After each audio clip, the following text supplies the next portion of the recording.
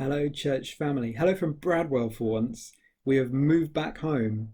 The kids are in bed, so unfortunately, you won't see them tonight. But we've moved back home today after spending quite a long time in Norwich, staying with family there, and very grateful for the support of our family. I don't know quite how I would have avoided going a little bit nuts on my own with the children through lockdown. But we're glad to be home and closer to church family. And I wanted to put out another Friday video, this time speaking about loving one another in quite a deliberate way. And I want to give out a challenge to us all. So in John chapter 13, verse 34, Jesus speaks to his disciples and he says this: "A new command I give you, love one another. As I have loved you, so you must love one another. By this everyone will know that you are my disciples, if you love one another." And you might think to yourself, well, I've heard this before, perhaps not, but during lockdown, it's a bit more challenging, isn't it, to love other people? And in some ways, yes, but in some ways, no.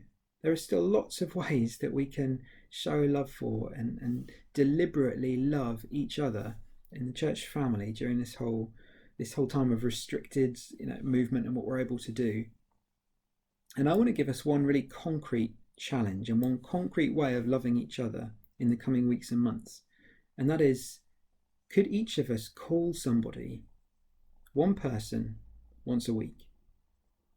Can we each commit to calling one person once a week?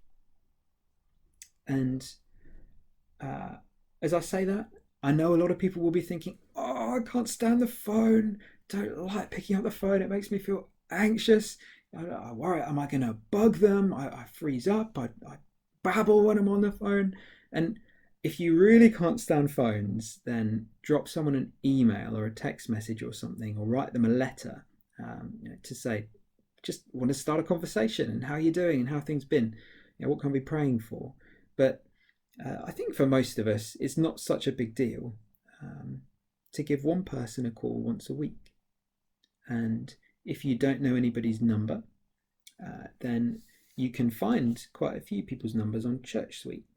So if you've got the ChurchSuite app on your phone, which you'll have heard us talk about, but if you don't have that, want to find out more about it, email us hello@wearekingsgate.org and we can tell you more.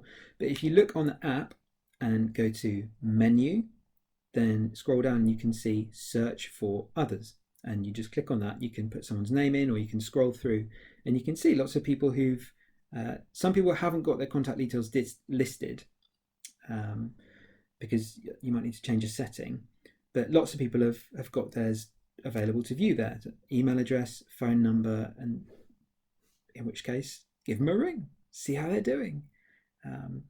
If you might look through and see that your own contact details are not there. And it may be that you need to change the setting that says make them visible. And again, if you need any help doing that, email us hello@wearekingsgate.org and we can walk you through it or just do it for you. But that's how you can find some contact details for other people if you don't know anyone. If there's people you know in the church, you just start by calling them. If you don't get through, these are basics, but leave a voicemail. Just leave them a message. Hey, wanted to get in touch. Or send a text. Look, is there a good time to call you? Just wanted to catch up and say hi. Here's my number. It's Dan or whoever else, and let's have a chat. If you get 15 calls from people in the coming weeks, then congratulations on being Mr. or Miss Popular. Maybe speak to some of those people who are calling you and say, actually, I'm getting a load of messages. Why don't you try speaking to someone else? Because if I'm getting this many, surely someone's getting missed out. On the other hand, if you do get no phone calls in the next few weeks, or if you just haven't heard from anyone in the church in a while, then please get in touch with us. hello@wearekingsgate.org. And it's not an embarrassing thing. In a big way, we want to be able to just leave the church family to love one another and to get on with speaking to each other and catching up and praying for one another and seeing how they're doing. That normally doesn't need to be something that's sort of led from the top. We get on with that. We're all part of the family of God. We're all priests in God's service. And so we want to individually each be loving each other, speaking to each other. But if you're missed out, it's not malicious. It's just that there's lots of us, and these things happen. But we do want to include you, and we do want to get better at loving each other deliberately, and that includes making some deliberate changes. So please, in the coming weeks, call one person once a week. Make it a priority, make it a commitment. If more, great, but one person once a week. And if you don't hear from anyone, let us know, and we'll make sure that nobody gets missed out. Dear friends, this is how people know that we are followers of Jesus, if we love one another. And one very simple way of doing that is just to talk to each other.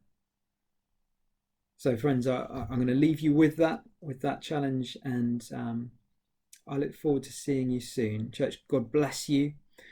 And if not seeing you soon, then I at least look forward to hearing some of your voices. Bye for now.